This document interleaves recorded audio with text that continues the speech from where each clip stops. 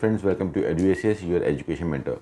So friend, in this session we will discuss about NRI Kota counselling. आज के session में हम NRI, OCI और या फॉरेन नेशनल जो स्टूडेंट्स होते हैं जो नीट यूजी की काउंसलिंग करने वाले, उनके ऊपर ये सेशंस है। तो आज सेशन में हम ब्रीफ से समझेंगे कि NRI कोटा की काउंसलिंग कैसे होती है, कौन स्टूडेंट्स ऐसे हैं जो इस कोटा की काउंसलिंग में करा सकते हैं और इसके अंदर किस टाइप के कॉलेजेस जाते हैं, गवर्नमेंट मेडिकल कॉलेज आ जाते हैं या प्राइवेट मेडिकल कॉलेज जाते हैं, क्या क्या प्लेटफॉर्म है, पूरा प्रोसेस डॉक्यूमेंटेशन के साथ इस प्रोसेस में समझेंगे। इस सेशन को अच्छे से देख के समझिएगा, जिससे कि जब आप काउंसलिंग करने जाओगे तो आपके लिए काफ़ी बेनिफिशियल रहेगा और अपने स्कोर पे बेस्ट अलॉटमेंट आप निकाल सकते हैं फ्रेंड्स। तो जैसा कि हम लोग को पता है, जब नीट की काउंसलिंग होती है, जो सीट्स होती हैं अलग अलग कैटेगरीज में डिवाइड रहती हैं। एक गवर्नमेंट कोटा की सीट्स होती हैं सबसे टॉप के ऊपर। गवर्नमेंट के अलावा अगर हम देखते हैं तो मैनेजमेंट कोटा की सीट्स रहती हैं और NRI कोटा की सीट्स रहती हैं। पहले हमारे इंडिया में ऐसा था पैटर्न पिछले 4-5 साल पहले तक कि जो NRI कोटा की जो सीट्स थी वो स्पेशली डिज़ाइन थी प्राइवेट मेडिकल कॉलेज के लिए। कुछ ही ऐसे 2-4 इंस्टीट्यूट्स थे जैसे कि CMC लुधियाना एसेट्रा, जिसके अंदर NRI कोटा की सीट्स थी।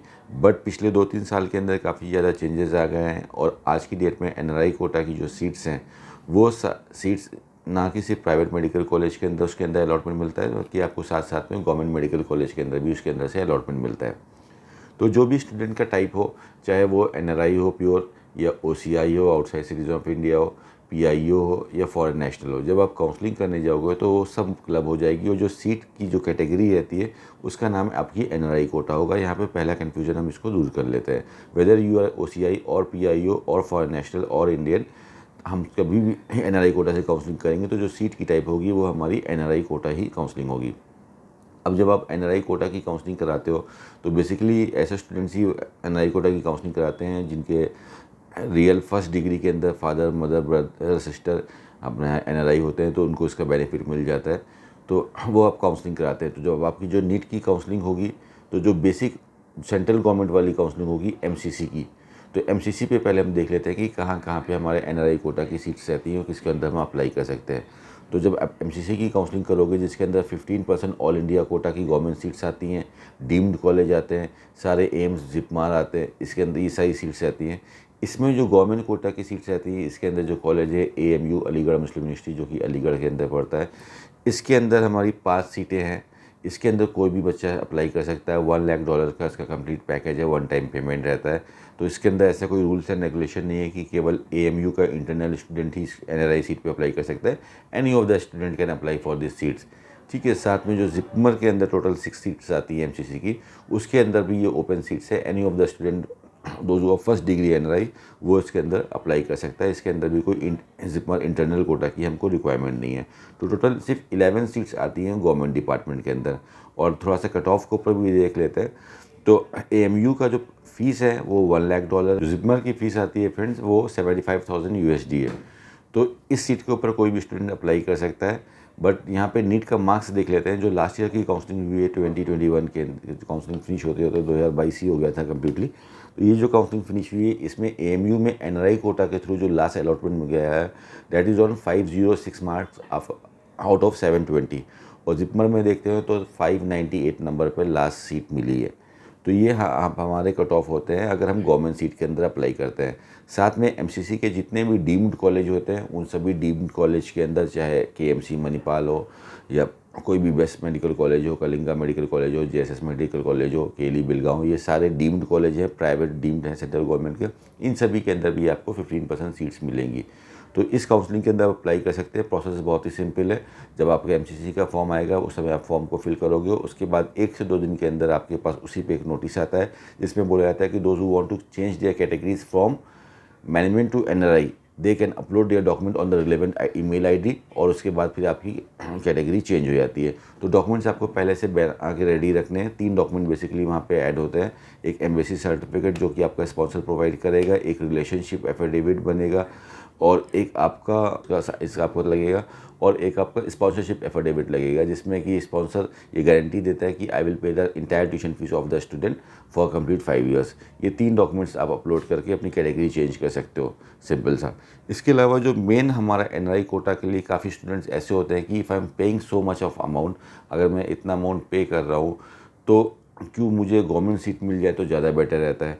तो there are lot of states in India अगर हम देखते हैं हरियाणा है हमारा, हिमाचल प्रदेश है, राजस्थान है, पौंडीचेरी है, गुजरात है।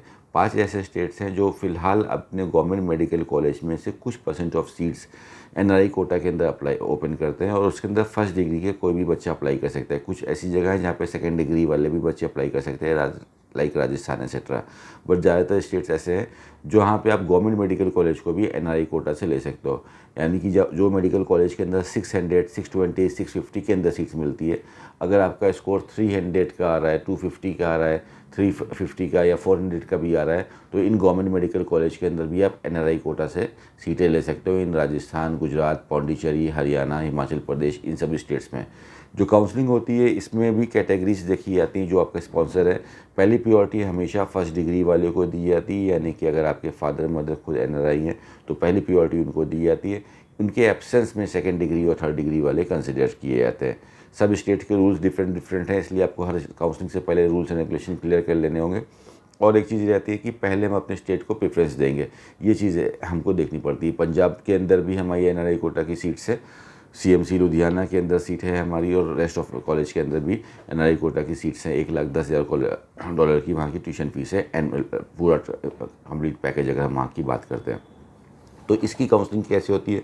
जनरल जब एप्लीकेशन फॉर्म निकलेगा, कोई भी स्टेट का, हिमाचल प्रदेश का निकला या राजस्थान का निकला, तो आप एप्लीकेशन फॉर्म फिल करोगे। अगर आप सेम स्टेट से बिलोंग करते हो या अदर स्टेट से बिलोंग करते हो तो वहाँ पे जो भी डिटेल्स है वो आप डिटेल सेलेक्ट करोगे। काउंसलिंग टाइप पे अपनी सीट टाइप आप सेलेक्ट कर लोगे कि I want to do my counselling for the NRI quota, ठीक है। उसके बाद ये अपने फॉर्मेट्स खुद निकालते हैं अपनी वेबसाइट के ऊपर कि ये हमारे फॉर्मेट है, आप इस फॉर्मेट में अपने डॉक्यूमेंट्स को प्रिपेयर करके ले आके आइए। आपको सेम फॉर्मेट में विदाउट डूइंग एनी एडिटिंग, आपको सेम फॉर्मेट के अंदर वो सारे डॉक्यूमेंट प्रिपेयर करने रहते हैं जो कि स्पॉन्सर आपका रेडी करके देगा, और कुछ स्टूडेंट को रेडी करने रहते हैं। वो बेसिक से डॉक्यूमेंट रहते हैं, आपके एम्बेसी का सर्टिफिकेट रहता है, स्पॉन्सरशिप का एफिडेविट बनता है, आपका फ़ीस पेमेंट का एफिडेविट बनता है। ये सारे बेसिक से डॉक्यूमेंट रहते हैं, काफ़ी इजीली बन जाते हैं, आप बनवा लेते हैं।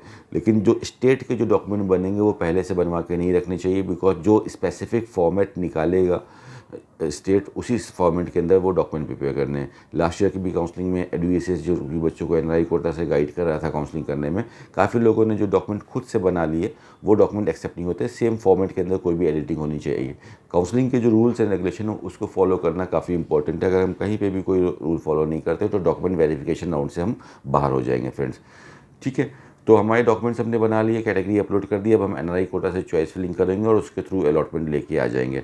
अगर ट्यूशन फीस को अंदर देखते हैं तो हरियाणा के अंदर $1,25,000 कंप्लीट पैकेज की फीसेस है, इसको हम इंस्टॉलमेंट के अंदर भी देने की फैसिलिटीज़ है। गुजरात के अंदर $22,000 एनुअल ट्यूशन फीसेस है। यहाँ पे कोई पैकेज डील नहीं है। 240 सीटें हैं गुजरात के अंदर। गुजरात के अंदर एक चीज़ ऐसी है कि अगर आप फर्स्ट डिग्री के हो तो अदर स्टेट के स्टूडेंट हो तो भी आप गुजरात में सीट ले सकते हो, यानी कि आपके फादर आपकी मदर एनआरआई हैं और आप महाराष्ट्र से बिलोंग करते हो, यूपी, हरियाणा, बिहार किसी भी स्टेट से बिलोंग करते हो तो आप गुजरात में सीट ले सकते हो। लेकिन अगर आप सेकंड स्पॉन्सर लेके चलते हो, यानी कि आपके मामा, चाचा, ऐसे कोई फ्रेंड सर्कल में आपको स्पॉन्सर कर रहा है, तो गुजरात इंटरटेन आपको नहीं करेगा, राजस्थान आपको इंटरटेन कर लेगा, हरियाणा इंटरटेन कर लेगा, पौंडीचेरी आपको इंटरटेन कर लेगा, बट गुजरात नहीं करेगा। ये सब भी छोटे छोटे रूल्स होते हैं जो हमको देके चलना रहता है। लेकिन अगर गुजरात का कोई ऐसा स्टूडेंट है जिसके पास सेकंड डिग्री का स्पॉन्सर है तो उसको कंसिडर कर लेगा, पहले प्रिविलेज अपने स्टेट को गुजरात देता है। गुजरात के अलावा हम राजस्थान को देखते हैं जहाँ पे $31,500 एनुअल ट्यूशन फीस है आपकी। तो नियर अबाउट आपका 1 करोड़ रुपये का, कहीं पे 80 लाख रुपीज़ का, कहीं पे 85 लाख रुपीज़ का, कहीं पे 110 का पैकेज बनता है। बट आपको गवर्नमेंट मेडिकल कॉलेज के अंदर फीस मिल जाती है। जो एनआरआई कोटा की जो सीट्स होती है ये मेन जो है आपकी सोर्स ऑफ इनकम होती है for the private medical college and government medical college के लिए। पौंडीचेरी में जो एक कॉलेज है उसमें आप पे 22 सीट्स हैं। पौंडीचेरी में आपकी भी 1,25,000 का इंटायर पैकेज का डील होती है, वो आपको वन टाइम देना पड़ता है। हरियाणा के अंदर भी 1,25,000 की फ़ीस है और 18 सीटें आपकी वहाँ पे भी हैं। हिमाचल प्रदेश में भी देखते हैं तो 20 सीटें ही हैं, लेकिन अच्छे गवर्नमेंट मेडिकल कॉलेज है, आईजीएमसी एक्सेट्रा है, तो फर्स्ट डिग्री वालों को काफ़ी अच्छी चांसेस है। तो एनआरआई कोटा का काफ़ी अच्छा आप बेनिफिट ले सकते हो। आपको बस एक प्रॉपर वे से काउंसलिंग करनी है, रूल्स एंड रेगुलेशंस को ध्यान रखना है, डॉक्यूमेंटेशन में कोई गलती नहीं करनी है, चॉइस फिलिंग में कोई गलती नहीं करनी है, और फॉर्म इसका थोड़ा सा टेक्निकली रहता है, टेक्निकल फॉर्म फिल करना है। तो ये सारे ऑप्शन है आपके अलावा। इसके अलावा काफ़ी अदर स्टेट्स पर अगर हम प्राइवेट सेक्टर की तरफ मूव करते हैं तो काफ़ी ऐसे ओपन स्टेट्स हैं जैसे कि कर्नाटका है, तेलंगाना है, केरला है, ये सारे भी, महाराष्ट्र भी है हमारा ऐसा स्टेट जो कि एनआरआई कोटा की सीट प्राइवेट मेडिकल कॉलेज की अपनी एनआरआई कोटा पे निकालते हैं। यानी कि नॉर्मल फ़ीस फॉर एग्जांपल हम समझ लेते हैं कि 10 लाख है तो एनआरआई की फ़ीस 20 लाख रुपए होगी या 22 लाख रुपए एनुअल होगी। उसके ऊपर भी लो स्कोरर्स के पास अच्छे चांसेस हैं। तो अगर आपका स्कोर नीट में लो आता है लेकिन आपको फंड्स का इशू नहीं है, you can pay the heavy tuition fees, तो आप एनआरआई कोटा का बेनिफिट ले सकते हो अगर आप या आपके कोई स्पॉन्सर आपके पास है तो। प्राइवेट मेडिकल कॉलेज में फर्स्ट डिग्री का इतना ज़्यादा रोल नहीं है, सेकंड डिग्री और थर्ड डिग्री को भी इंटरटेन कर लेते हैं आसानी से, बट गवर्नमेंट मेडिकल कॉलेज में फर्स्ट डिग्री का काफ़ी ज़्यादा इंपॉर्टेंस रोल है। तो इस तरह से हमारी एनआरआई कोटा की काउंसलिंग होती है फ्रेंड्स, कि प्राइवेट मेडिकल कॉलेज के अंदर भी आपको एनआरआई कोटा मिलेगा, गवर्नमेंट मेडिकल कॉलेज के अंदर भी एनआरआई कोटा मिलेगा। स्पॉन्सर आपके अगर फादर मदर हैं तो सबसे बेस्ट है, ब्रदर सिस्टर है तो सबसे बेस्ट है।